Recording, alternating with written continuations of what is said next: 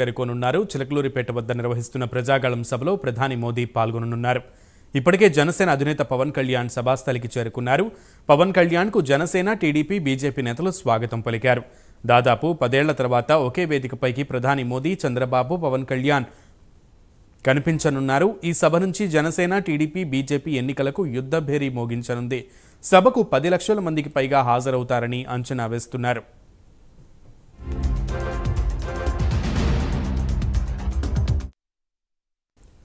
పూర్తి సమాచారం, latest updates ని మా ప్రతినిధి సాంబశివరావు అందిస్తారు లైవ్ ద్వారా. సాంబశివరావు, ప్రజెంట్ ప్రజలు అక్కడికి చేరుకుంటున్నారా? సభా ప్రాంగణం వద్ద పరిస్థితి ఏ విధంగా ఉంది? ఏర్పాట్లు ఎంతవరకు వచ్చాయి?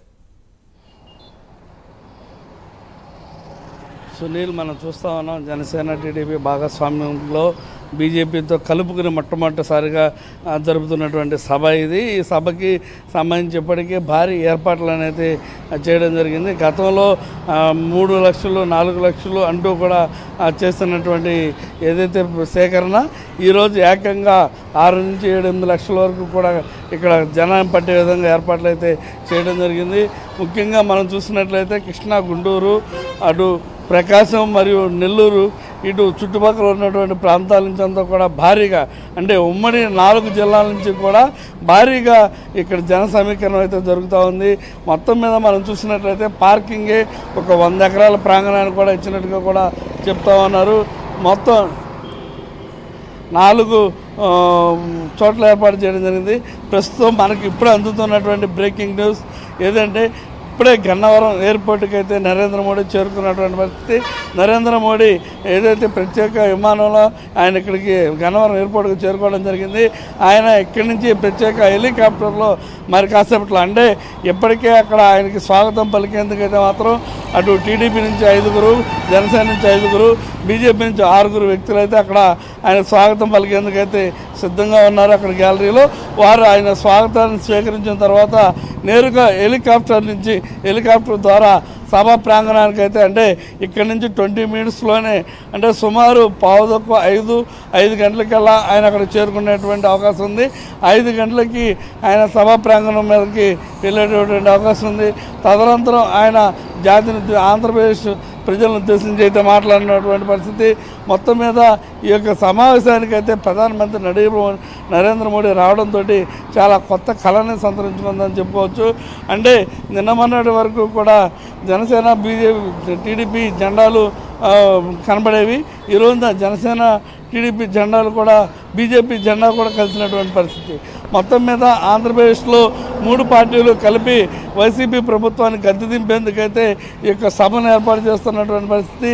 నిన్నటి నుంచి నిన్న మనం చూస్తున్నట్లయితే ఎలక్షన్ కోడ్ అమల్లోకి రావడం జరిగింది. నిన్నటి నుంచి ఈరోజు మనం చూస్తూ ఉన్నాం ఆ ఎలక్షన్ కోడ్ సంబంధించి కూడా ప్రతి ఒక్క చోట్ల కూడా ఇబ్బంది పడుతున్నటువంటి పరిస్థితి. కానీ ఇప్పుడు జనం చూసినట్లయితే తండోపతండాలుగా ఆర్టీసీ బస్సుల ద్వారా కానివ్వండి, ప్రైవేట్ ట్రావెల్స్ ద్వారా కానివ్వండి, ప్రత్యేకంగా కార్స్ ద్వారా కానివ్వండి, ఎక్కడ చూసినా సరే జనసేన, టీడీపీ జెండాలు పట్టుకుని బస్సులు అయితే భారీగా వస్తున్నటువంటి పరిస్థితి. ఇంకా కూడా పబ్లిక్ వస్తున్నటువంటి పరిస్థితి. మొత్తం మీద మనం చూసిన ఏదైతే ఈ పబ్లిక్ అంతా కూడా గ్యాలరీలు కూడా ఫుల్గా నిండిపోయి, ఖాళీ ప్లేస్ కూడా ఒక 20 నుంచి 15 ఎకరాల వరకు కూడా అడ్డుపెట్టినటువంటి పరిస్థితి. ఆ ఖాళీ ప్లేస్ కూడా ఫుల్ అయిపోయేటటువంటి అవకాశం అయితే కనిపిస్తూ ఉంది. మొత్తం కూడా ఈ సభా ప్రాంగణంలో మొత్తం కూడా గ్యాలరీలన్నీ కూడా ఫుల్ చేస్తున్నటువంటి పరిస్థితి. గ్యాలరీస్లో కూడా ఎవరికి ఎటువంటి ఇబ్బంది కలగకుండా అన్ని ఏర్పాట్లు కూడా చేయాలంటూ కూడా పవన్ కళ్యాణ్ ఈరోజు ఉదయం అయితే ఒక లెటర్ కూడా రిలీజ్ చేయడం జరిగింది. అదేవిధంగా ఎండలు ఎక్కువగా ఉన్నాయి కాబట్టి మజ్జిగ, మంచినీరు, ఆహారం అంతా కూడా ఆ గ్యాలరీస్లోనే అందుబాటులో ఉండి తొక్కిసలాట్లు కానీ ఇతరత్ర ఏవి జరగకుండా చూసుకోవాలని కూడా లెటర్ జరిగింది. దానికి అనుగుణంగానే అక్కడ మనం చూస్తున్నట్లయితే గ్యాలరీలో డంప్ చేస్తున్నటువంటి పరిస్థితి. వాటర్ బాటిల్స్ కానివ్వండి, ఏదైతే మజ్జిగ ప్యాకెట్లు కానివ్వండి, ఆహారం పొట్లాలు కానివ్వండి, చాలా బాగా ఏర్పాటు చేసినటువంటి పరిస్థితి. ఈ సభ మాత్రం జనసేన, టీడీపీ, బీజేపీ భాగస్వామ్యంలో మొట్టమొదటి సభ, నభూతో భవిష్యత్ అనే రీతిలో మాత్రం ఇక్కడ ఏర్పాట్లు అయితే కూడా చేసినటువంటి పరిస్థితి. వచ్చేటటువంటి ప్రతి ఒక్కరికి కూడా ఎటువంటి ఏర్పాట్లు ఇబ్బంది లేకుండా అటు ఇన్ అవుట్ 2 గేట్లను కూడా ప్రతి చోట ఏర్పాటు చేసినటువంటి పరిస్థితి. అంటే ప్రతి గ్యాలరీలోకి వెళ్ళే వ్యక్తి బయటికి వెళ్ళాల్సి వస్తే ఎమర్జెన్సీలో వెళ్ళే అవుట్ కూడా వేరే ఎగ్జిట్కి కూడా వేరే ద్వారం ఏర్పాటు చేయడం జరిగింది. అంటే ఎదురు బదురు ఎవరు కూడా వెళ్ళాల్సినటువంటి అవసరం లేదు. అలా ప్రతి ఒక్కటి కూడా ప్లాన్ ప్రకారం చేయడం. మెటల్ డిటెక్టర్స్ తోటి ఈ సభా ప్రాంగణంలోకి వెళ్ళేటటువంటి వారిని చెక్ చేస్తున్నటువంటి పరిస్థితి. మొత్తం అంతా కూడా ఈ యొక్క సభ అయితే మాత్రం భారీగా సక్సెస్ అవుతుందని మాత్రం చెప్పాలి. ఈ సభలో నరేంద్ర మోడీ ప్రసంగించబోయేటటువంటి ప్రసంగం పైన జనసేన టీడీపీ అధినేతలు ఇరువురి ప్రసంగం పైన ప్రజలైతే కూడా చాలా ఆసక్తిగా ఎదురు చూస్తున్నటువంటి పరిస్థితి. ఇప్పటికే మనం చూస్తూ ఉన్నాం, త్యాగం చేసి ఈ యొక్క కూటమిని కలిపానంటూ పవన్ కళ్యాణ్ చెప్తున్నటువంటి పరిస్థితి. ప్రజల్లో కూడా పవన్ కళ్యాణ్ ఒక్కడే ఈ కూటమి కలయిక కోసం త్యాగం చేస్తూ వచ్చాడని పెడుతున్న పరిస్థితి. కానీ ఇక్కడ ఈ సభా ప్రాంగణం వద్ద మాత్రం చిన్న లోటు అయితే ఎదురుపడుతుంది. జన సైనికులు కొంత ఆవేదన వ్యక్తం చేస్తున్నటువంటి పరిస్థితి ఏంటంటే ఎక్కడా కూడా జనసేన జెండాలు లేకుండా చాలా చోట్ల ఓన్లీ బీజేపీ టీడీపీ జెండాలు మాత్రమే కట్టడం. అంటే చాలా వరకు కూడా రోడ్డుకి ఇరువ పక్కల కానివ్వండి, మరి అక్కడ సభా ప్రాంగణానికి వెళ్ళే మెయిన్ ద్వారం వద్ద కూడా టీడీపీ బీజేపీ జెండాలు మాత్రం కట్టారు, అక్కడ జనసేన జెండాలు కట్టలేదు. దానిపైన మాత్రం కింద అటు పబ్లిక్ అయితే ఆవేదన అయితే మాత్రం వ్యక్తం చేస్తున్నటువంటి పరిస్థితి. మొత్తం మీద ఎట్టి పరిస్థితుల్లో కూడా ఎన్ని ఆటంకాలు వచ్చినా సరే ఈ సభ అయితే సక్సెస్ అవుతుందని మాత్రం అక్కడ సభ్యులు అందరూ కూడా చెప్తున్నటువంటి పరిస్థితి. సో ఇప్పటికే ప్రధానమంత్రి నరేంద్ర మోదీ గన్నవరం విమానాశ్రయానికి చేరుకున్నారంటూ కూడా చెప్పారు. అయితే చంద్రబాబు నాయుడు అక్కడికి చేరుకునే పరిస్థితి ఉందా? ఎంతసేపట్లో సభా ప్రాంగణానికి ముగ్గురు నేతలు వచ్చే అవకాశం?